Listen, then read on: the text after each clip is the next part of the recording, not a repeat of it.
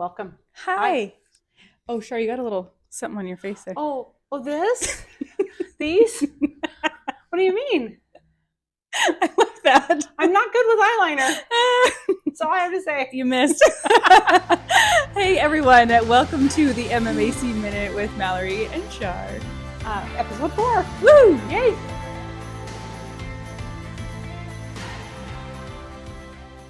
Today is October 19th, 1923. Yeah. 3 weeks from today is Beauty Bash. Woo! 2023, our 10th anniversary Beauty Bash. So, yeah, things are gearing up and crazy here. So, we thought we'd escape for a couple minutes and talk to y'all. Bring you some information about radial cheek lines. What are radial cheek lines? They are the lines, the little creasy lines that we get with expression. So when you smile and you're getting a couple extra little, parentheses going back further and further there.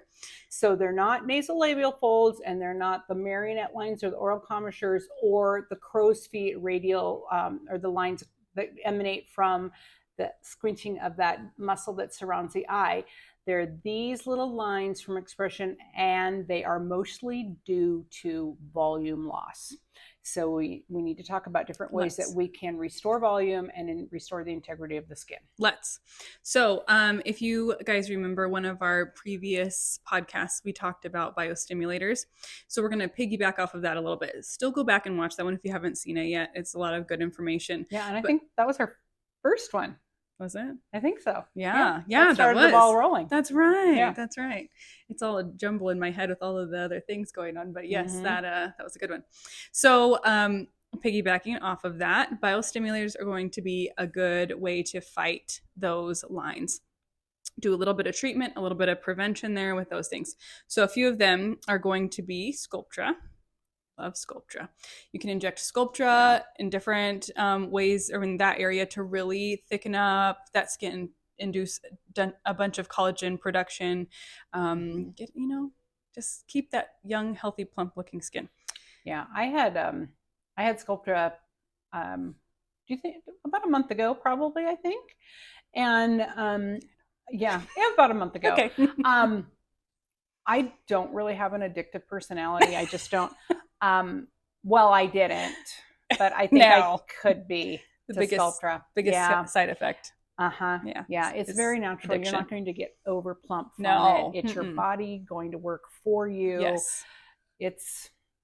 And again, I do have a client that pops in my head who has been keeping up on her Sculptra and has opted not to use filler because she's maintaining her natural volume. It's a great look for her. So yes. Also ProFractional is a good one. So that's going to do full face resurfacing. We can do other areas too, but that will really help thicken that skin, make it more resilient, more prone to not get that creasing, I guess.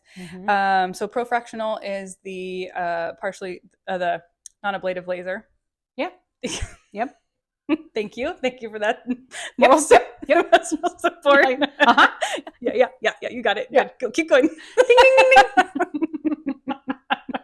Anyway, it's a good one. It's a good laser. Oh, you're cute when you get red.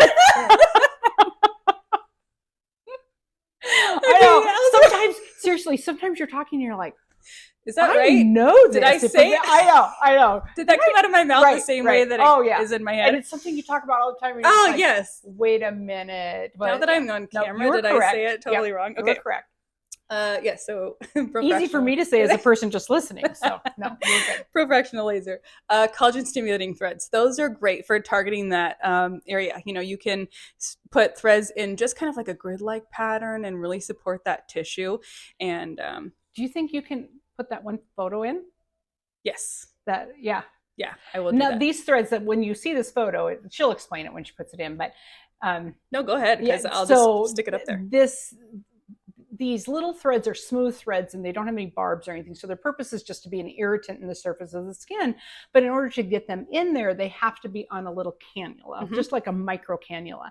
And so when you put them in at first, you've got all these are little... on needle. On needle. Yeah. Yes. See, there you go. It's okay. I got your back. And you put them in, and then it just looks like all of these things sticking out of your face. They're so pretty to me. But those come out. Yes, you don't leave with those. Yes, good. There was a time or two where we didn't. Yes. We don't think to explain Right. that because it was to me, obvious I'm to so us, used to, but, right. to But doing the it. people, I can't walk around like that. It's like, oh, No. good point. Thank you Yes. for mentioning that. Those come out. Those come out. Nobody else will see that Yeah, part of yeah. it. Nobody Yep. sees That's anything. just for here. You know, it's just under the surface of the Very skin. good. Yes. But it's kind of funny. It is. And then also microneedling will be a good one to help and do some collagen, do some biostimulating there. Usually a series of the microneedling, and or you can do PRP microneedling, radio frequency microneedling, all good things for your skin. Yeah, anything to thicken that up and help to revolumize. Yes. Yeah, make our thicker. Make Okay. our skin thicker. So now you're up with some other options. now we can put filler there. Now, I know there'll be people watching that are like, you've told me you can't put filler there. And that is absolutely true. In the past, that was true. We just didn't have the correct filler. Not that fillers were bad. We just didn't have the best filler for the job. And as you know, just this industry, this field of medicine is just blowing up, and we are getting better and better products in our toolbox to use. And we have a filler, 2 fillers actually, that are just ideal for that. And the fillers can be placed one of 2 ways depending on which filler it is that we're talking about. There is one that is very lightweight. It's meant to be used very, very superficially, and then still provides some hydration in there so that the skin, it doesn't really make your body go to work for you, but it provides some extra tension in that skin so that skin doesn't want to collapse as easily. Those things, when you do fillers, you're going to see, in that way, you're going to see a more immediate change than if you do the biostimulators and that kind of thing. Talk about instant gratification. And in the profractional laser and stuff. So you're going to see some, it still takes 3 or 4 days for that filler to kind of integrate in your skin.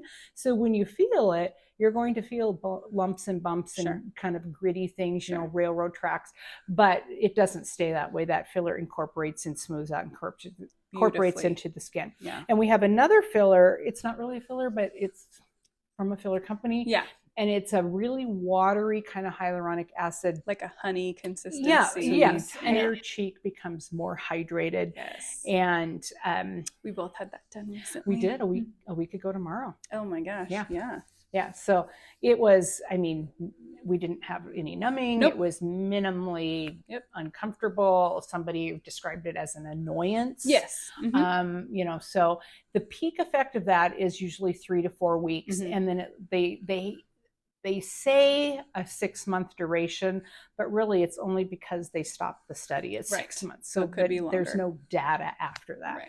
So yeah, so it provides hydration, it provides plumpness, a glow. Okay. So it's a little bit, you know, it takes a little bit of time to see that, but that's a really great one. And then micro Botox, that's another one. So you know, we had another whole video about Botox. Other toxin uses. Yeah. Away from the traditional upper phase, we talked about all the other areas. And I think we addressed this then too. Well, we talked about pore size. Okay, but not the radial lines. Right. So with those, you can do little, like very tiny little droplets of Botox in the very superficial, and we kind of will dilute it a little bit and go right into the textural little lines. And again, it just causes a change in the skin and causes the skin to plump up and hydrate in those areas. And so then those lines are not therapeutically treated, like a biostimulator or a laser resurfacing, but it gives the appearance of a softer line. Sure. So if you're like, oh my gosh, I totally didn't plan ahead, I don't have that month. I was getting married tomorrow. No, I was going to see family pictures next week. You know. Yeah, but you might forget you're getting married. Sure. Yeah. I forgot to get my Botox. I forgot to get those lines treated. I forgot to get the filler. I forgot to go back and do the profractional months in advance and do my series of microneedling. Yeah. I'm getting married next week. What can I do? That might be a good option, right? The biggest risk with that is because it is so superficial. Anything superficial, you are more likely to bruise. Yeah. Which sounds kind of counterintuitive sometimes, but we have a really dense capillary bed in the surface of our skin. So you are more likely to bruise the more superficial something is. So that is one thing. And that's true for the stimulating threads too.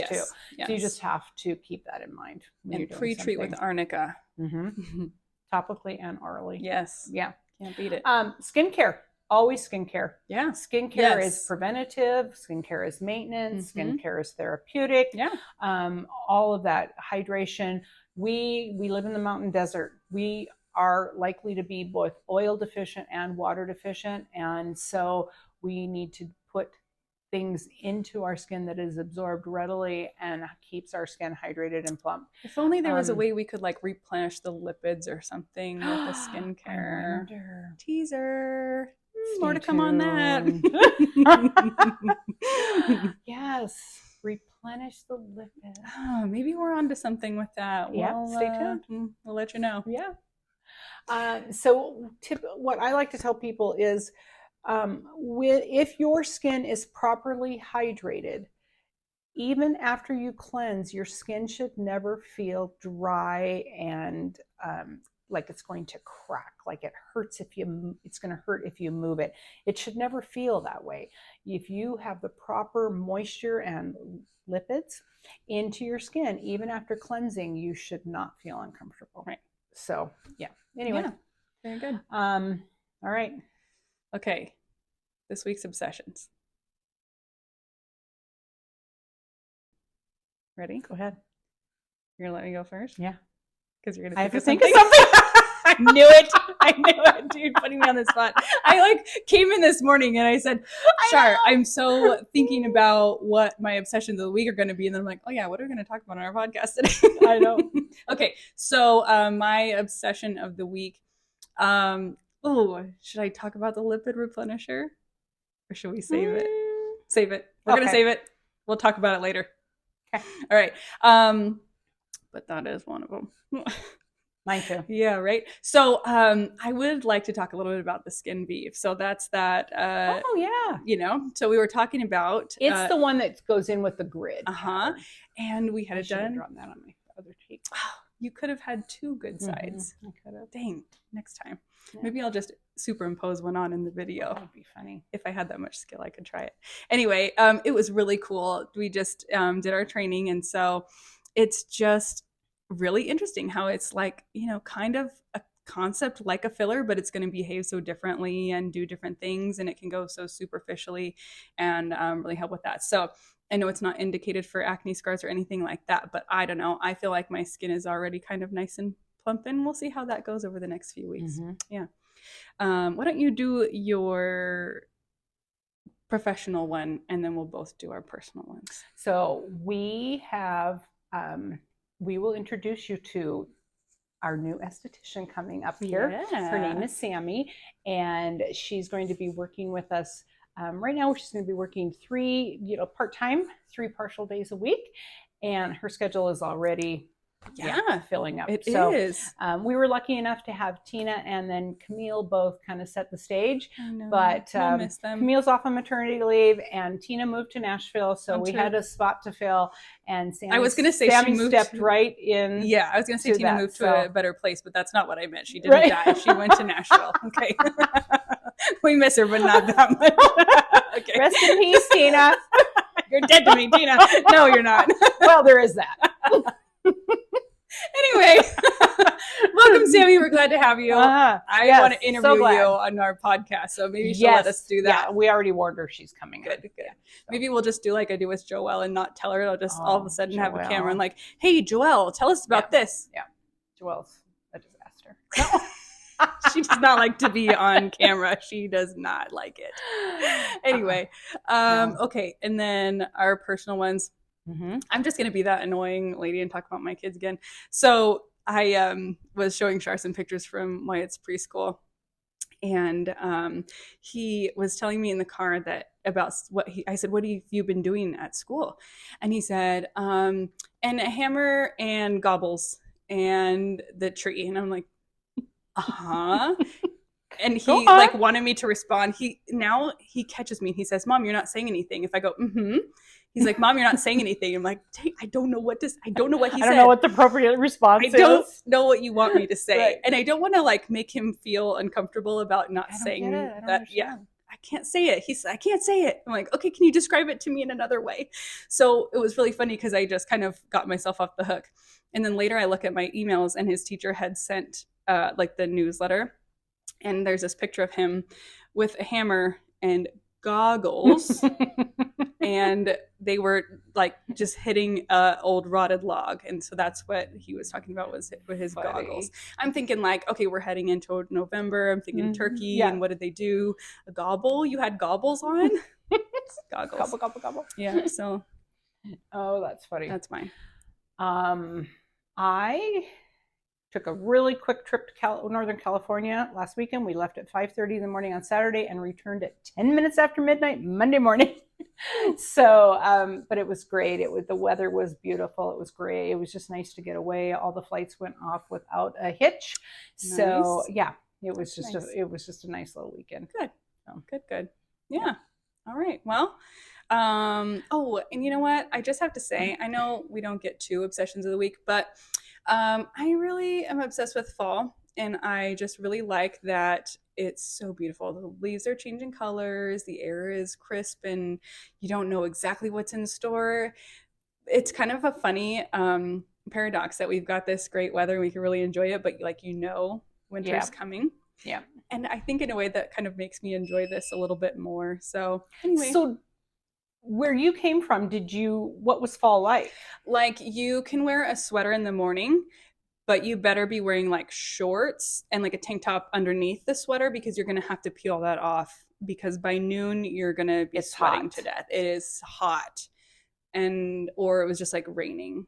So not like nothing. There was not like remember when I first came here and the first time I met you and Marisa and we sat on this couch and I said, "Oh my God, there's so many leaves and I get to wear a sweater and boots." And it was cold that weekend. It was, yeah. You guys came in just to interview and stuff, and it snowed a little bit, I think. It might have. No, it was right after. Okay. We missed it the first couple times we came. But anyway, it was beautiful. And I just still remember driving down Airport Road the first time after we got off the airplane and just all the leaves were changing colors. And it is a beautiful drive down there. It is. So here's the difference between the two of us. I've lived in Montana my entire life, and I do love the fall. And when I'm experiencing it, I do love it. And it is beautiful. And I try to remember about the beauty. But oh, you guys, I feel like my cup is half empty because all I think about is the impending winter. Impending doom. Impending doom. That's all I can think of. I love it. I love, like, yes, the temperatures are great and everything, but she'll be in the back wearing her puffy jacket. I've already had to wear my down coat to walk my dog in the evening. I had to or wanted to? I had to. It was 68 degrees. And I come in here and I'm like, this sweater is so hot. And it's like, it's so true. You can see through it. It's so true. No, it was 68 degrees. I had to have my coat on. Sure. I'm in shorts. I did. It's so bad. I'm such a wuss. You kind of are. I don't know. Well, let us know.